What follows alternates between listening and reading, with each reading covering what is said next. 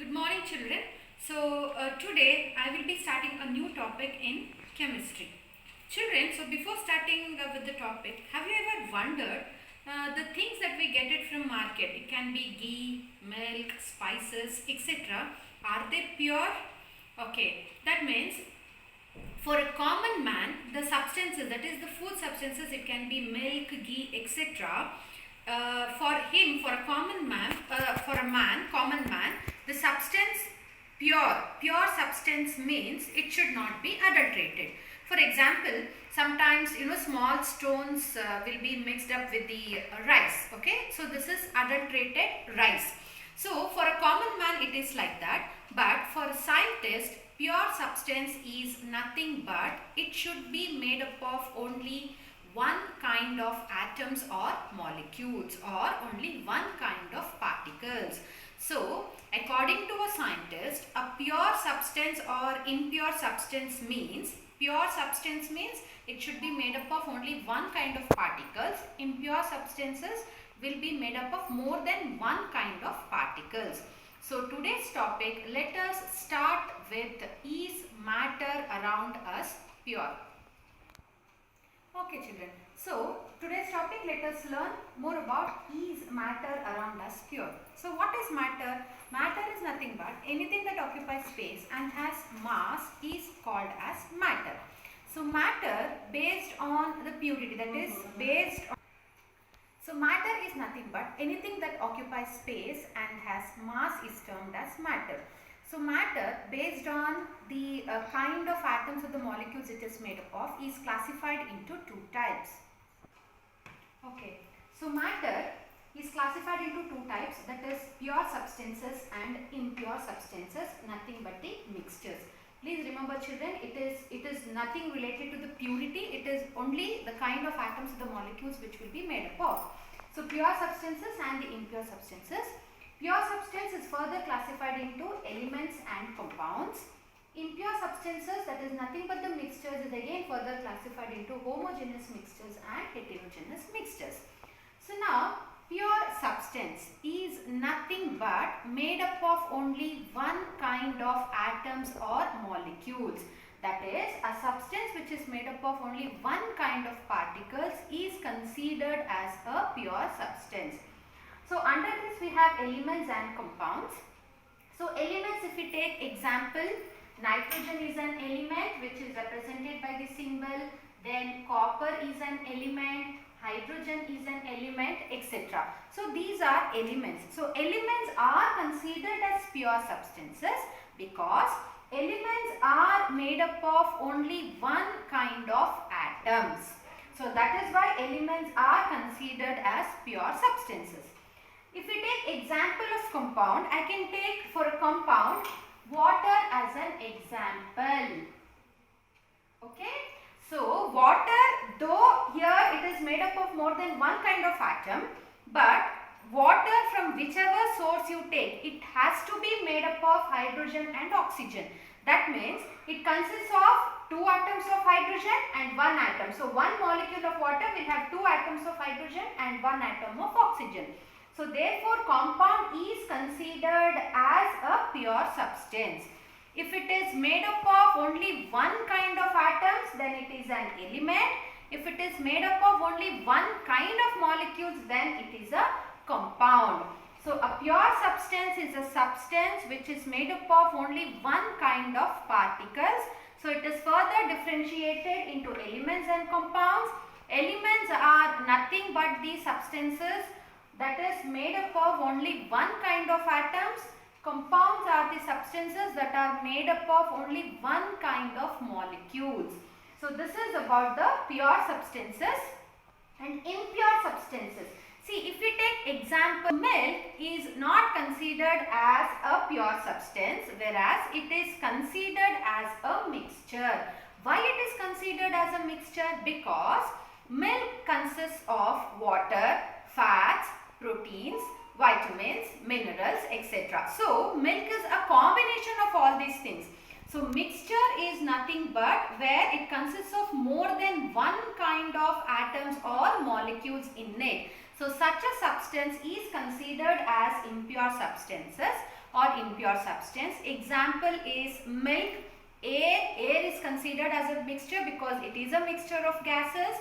Then we have ghee, butter. All these are soap solution. All all these are examples of impure substances, nothing but the mixtures. So now mixtures are further classified into homogeneous and heterogeneous mixtures. So impure substances, that is nothing but the mixtures. I will be continuing it in the later part of this lesson. So now let us know more about pure substances, that is the first one, elements. Okay. What do you mean by element? So element is a pure substance because it will be made up of only one kind of particles. So now what is element? So element is a substance which cannot be split up into two or more simpler substances. Examples are nitrogen, oxygen, hydrogen, sodium, etc. So these are all considered as elements. So if you take example of nitrogen, nitrogen will be made up of only nitrogen atoms. Okay, it consists of only nitrogen atoms, that is only one kind of atom. So therefore nitrogen is considered as a pure substance. And further, this nitrogen cannot be split or broken down into simpler nitrogen substances by any of the chemical methods. So this is the property of element, that is using any chemical method we cannot split elements into two or more simpler substances. Now see, if you take nitrogen, all the atoms of nitrogen should possess the property of nitrogen. If you take oxygen, all the oxygen atoms. So, with respect to the properties of the elements, elements are classified into three types. So, what are they? Let us know. Okay, children. So, now elements, right now 118 elements are there. Okay, out of these 118 elements, 94 elements are naturally occurring on the earth, whereas 24 elements are synthetic elements which are prepared or made by man. So this is about the present status of the elements. So based on the properties of the elements as well as their behavior, elements are further classified as metals, non-metals and metalloids. This you are all already aware with metals, non-metals and metalloids, that is you have learned these, the properties of metals, non-metals and metalloids in the previous class, that is in your 8th standard. So now let us again discuss about the physical properties of metals and few metals with their symbols, the non-metals as well as metalloids. Okay children, so coming to the physical properties of metals. So metals, you all know about the malleability, that is metals are malleable. That means they are the substance that can be drawn into thin sheets. So this property is nothing but the malleability. So metals are malleable. So the best malleable metal is gold. So that is why we get gold leaf. It will be so thin. That means it can be drawn into that thin sheet. That is the thickness or that very thin it will be. That means it has to be highly malleable. Next, but there are exceptions for the metals which are non-malleable. So examples or the exceptions for that are sodium and potassium. As these are soft metals, so when we try to beat into thin sheets, it is not possible. So next it is ductility. So ductility is nothing but ability of a substance to be drawn into thin wires. So again here we know that metals are ductile in nature. So the best ductile metal is platinum. Not only platinum, even gold, silver are considered as the best ductile metals. Again we have exception here, that is sodium and potassium.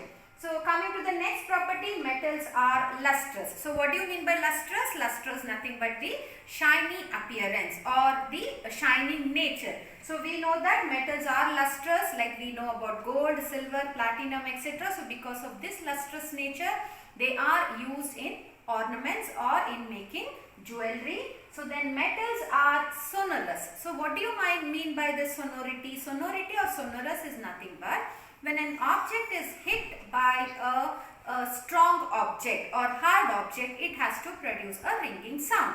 So that means when metals are hit by any hard object or any other hard metal, so metal will produce a ringing sound. So this property is nothing but sonority.